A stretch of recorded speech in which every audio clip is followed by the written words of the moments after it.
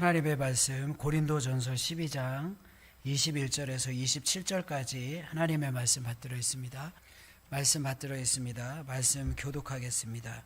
눈이 손들어 내가 너를 쓸 데가 없다 하거나 또한 머리가 발들어 내가 너를 쓸 데가 없다 하지 못하리라.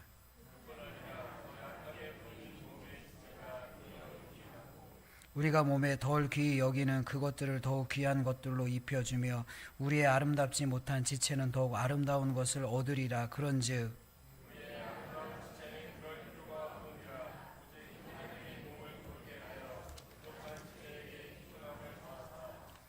몸 가운데서 분쟁이 없고 오직 여러 지체가 서로 같이 돌보게 하셨느니라.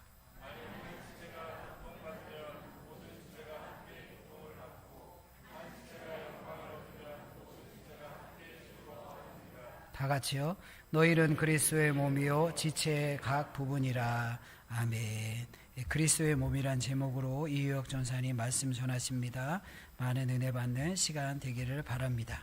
한참 이제 코로나 바이러스가 심하게 확산이 되고 이렇게 이제 유행이 심화되고 있을 때 교회는 그때 한번 위기를 직면했습니다. 교회에 나와서 이제 예배를 드릴 수가 없게 되었고 또 모임 또한 자유롭게 이루어지지 않는 상태가 되었습니다. 그리고 이런 어려운 시기에 교회는 어떻게 해야 하나 이런 고민을 하던 중에 이제 한 가지 방법을 생각해냅니다. 어떤 방법이었을까요? 우리는 그때부터 이제 유튜브라는 것을 알게 됩니다. 그래서 유튜브로 예배를 생중계를 합니다. 실시간 방송으로 하는 거죠. 처음에 사람들은 이런 예배 방식에 대해서 좀 약간 신선한 충격을 받았습니다.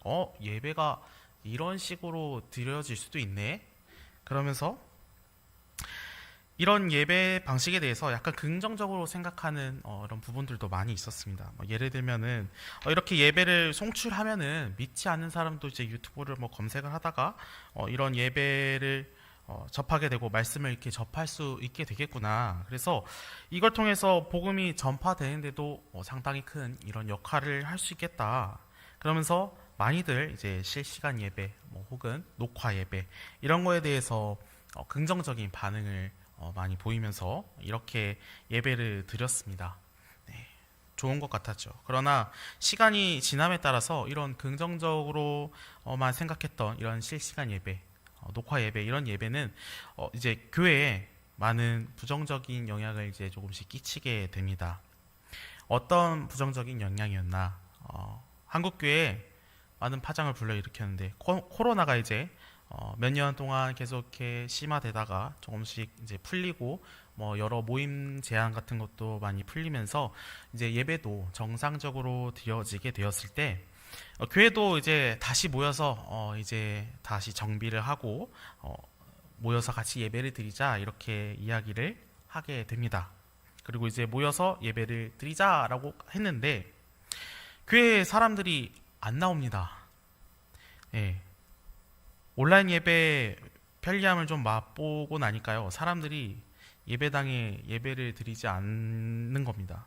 이제 집에서 기존에 이제 드렸듯이 온라인 예배로 이렇게 예배를 드리고 또는 자신의 이제 볼일을 보러 이제 나가는 중에 이렇게 핸드폰으로 켜서 차 속에서 이렇게 예배를 드린다고 이렇게 얘기를 합니다. 그러면서 예배를 드렸으니 이제 이전에도 이렇게 예배 드리고 실시간으로 예배 드렸으니까 굳이 이제 교회를 나가야 되나 이런 생각도 합니다. 헌금은 이제 온라인 이제 계좌로 보내면 되는 거니까요. 그렇게 이제 일상이 점차 회복이 되어 가는데 이상하게 예전과 다르게 교회에 모이지 사람들은 이제 교회에 모여서 예배를 드리지 않게 되는 겁니다. 그래서 많은 교회들이 실제로 문을 닫기도 했고 또 이제 이렇게 예배를 다시 대면으로 시작했을 때 보통 다시 이렇게 출석해서 모이는 교회가 거의 한 이제 광주 지역에서는 그때 한 30% 정도 그리고 많게는 이제 70% 정도가 이렇게 되었다고 합니다. 그러면서 이렇게 부정적인 영향을 끼친과 동시에 이제 교회를 나가지 않아도 나는 예수 믿는 사람이다 이렇게 말하는 교회를 다니지 않아도 예수를 믿는다라고 말하는 무교회주의자들이 또 상당히 늘어나는 시간이 되었습니다. 성도 여러분들은 이런 상황에 대해서 어떻게 생각을 하십니까? 우리는 이런 질문을 몇 번 들어봤을 것입니다. 여러분, 교회가 무엇입니까? 그리고 혹은 여러분, 교회가 누구입니까? 교회는 누구입니까? 네, 이렇게 질문을 할 때 우리는 이렇게 대답을 하곤 합니다. 교회는 나입니다. 내가 교회입니다. 그래서 사람들이 이렇게 얘기를 하는 겁니다. 이걸 근거로 가지고 내가 교회이기 때문에 내가 집에서 예배를 드리든 밖에서 나가 이렇게 예배를 드리든 내가 교회이고 내 안에 예수님이 있으니까 예배당에 굳이 나가지 않아도 된다. 왜냐하면 나는 교회니까 이렇게 이야기를 하는 겁니다. 이런 논리가 한편으론 그럴싸해 보이기도 하고 맞는 말인 것 같기도 합니다. 그런데 이런 주장은 성경에 맞지 않는 주장이며 또 어쩌면 자기 변론적이다. 나를 위한 어떤 편의의 변론이다. 이렇게 이야기할 수가 있을 겁니다. 성경은 교회에 대해서 이렇게 이야기합니다. 에베소서 1장 23절 말씀을 보면은 같이 한번 읽어볼까요? 에베소서 1장 23절 말씀입니다. 같이 한번 읽어보도록 하겠습니다. 교회는 그의 몸이니 만물 안에서 만물을 충만하게 하신 이의 충만함이니라. 아멘. 교회는 그리스도의 몸이다. 이렇게 이야기합니다. 그리고 교회의 몸인 그리스도는 예수를 그리스도라 고백하는 우리 가운데에 거하십니다. 그렇기 때문에 우리는 그리스도의 몸된 교회다. 이렇게 이야기를 하는 겁니다. 그런데 교회는 여기에서 끝나지 않습니다. 오늘 본문 말씀을 보면은 이제 지체에 대한 이야기가 나오게 됩니다. 왜 이런 지체에 대한 이야기가 나오게 됐을까? 당시 고린도 교회 안에는 다양한 사람들이 섞여 살았습니다. 유대인도 있었고 헬라인도 있었고 종도 있고 자유인도 있는 이런 다양한 사람들이 섞여 있는 그런 공동체였습니다.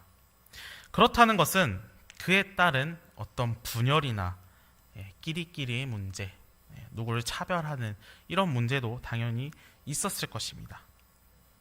그런데 바울은 이런 분열에 대해서 이렇게 이야기를 합니다.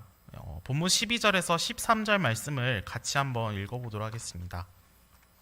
같이 읽겠습니다.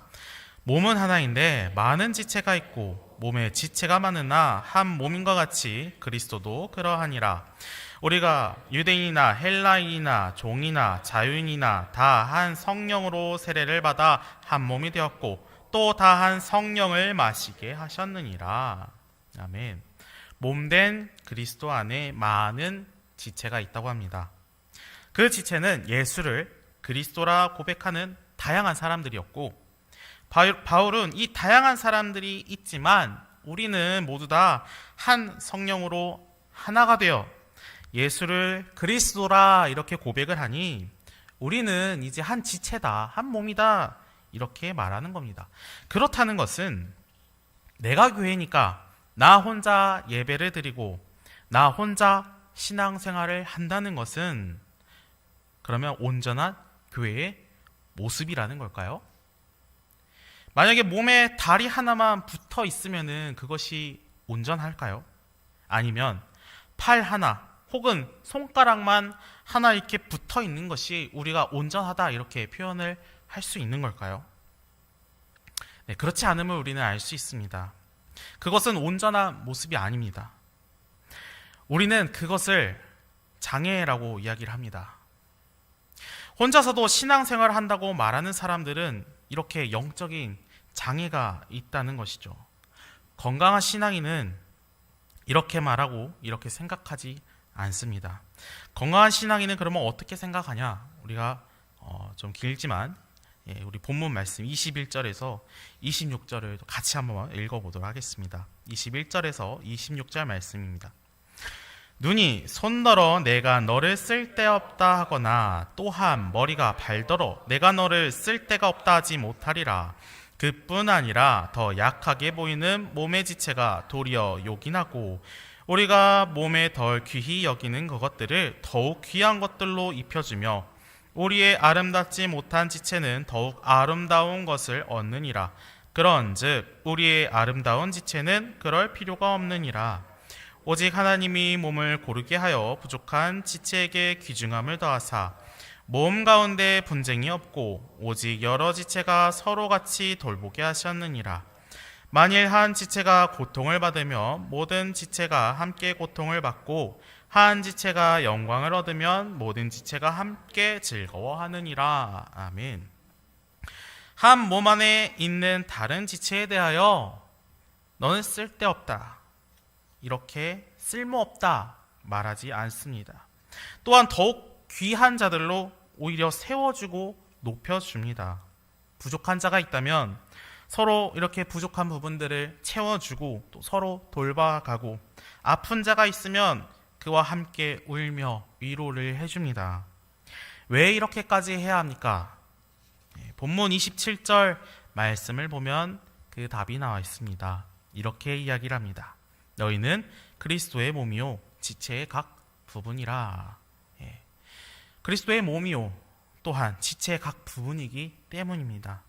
그래서 우리는 서로 그리스도의 몸을 이렇게 담당하고 있기 때문에 전혀 우리들은 하찮지가 않습니다. 서로가 그리스도의 몸이기 때문에 서로를 이끌어 나가야 하고 또한 돌볼 수가 있어야 합니다. 우리는 그리스도 안에 서로 연결되어 있기 때문입니다. 여기 모인 우리뿐만 아니라 이 자리에 나오지 못한 지체들, 우리 정원들, 그리고 또 전도회, 또 우리 몇몇 세 이렇게 청년들 또한 화산교회 공동체 안에서 함께 세워져 나가는 한 몸입니다. 그래서 우리가 정원 모임을 하고 또 전도회 모임을 하고 청년부에서는 이제 매주 이렇게 나눔을 하면서 서로의 근황을 물어보고 또 고민하는 것들이 있으면 또 함께 들어주고 또 함께 기도해주고 안 나오면 또 연락해가지고 이제 같이 나오자 이렇게 하는 이유, 이런 수고로움을 기꺼이 하는 그 이유가 이런 일을 하는 것이 우리 교회인 우리들의 본질이고, 또 이런 일들이 쌓여서 그리스도로 연합한 이 화산교회 공동체를 세우는 것이 우리 그리스도의 몸된 교회가 된 우리들의 역할이기 때문입니다. 그렇기 때문에 우리는 나 혼자만의 신앙생활로 나의 믿음을 지켜나갈 수가 없습니다. 함께 해 나가야 합니다. 아픈 자들에게 더 다가가고 또 약한 자들을 품어주고 또 기도해주면서 같이 성장해 나가는 우리 교회 공동체, 화산교회 공동체가 다 될 수 있기를 주님의 이름으로 축원합니다. 아멘. 함께 기도하겠습니다. 하나님 감사합니다. 주께서 몸된 그 교회 안에 우리가 들어가게 하시고 그 교회 안에 우리가 각 지체들로서 서로 연합하여 한 몸을 이루게 하심에 감사를 드립니다. 주님, 주께서 우리를 이 화산교회라는 공동체 안에 불러주시고 서로 하나 되어 세워져 나가라 이렇게 말씀을 하셨습니다. 주님, 그 말씀을 순종함으로 우리가 사랑으로 서로 안아주고 보듬어주고 세워나가는, 이끌어 나가는 그런 복된 은혜 가운데 함께하는 성령이 충만한 그런 화산교회 공동체가 되게 하여 주시옵소서. 주님 보시기에 기뻐하시는 그런 교회가 되게 하여 주시옵소서. 감사합니다. 예수님의 이름으로 기도드립니다. 아멘.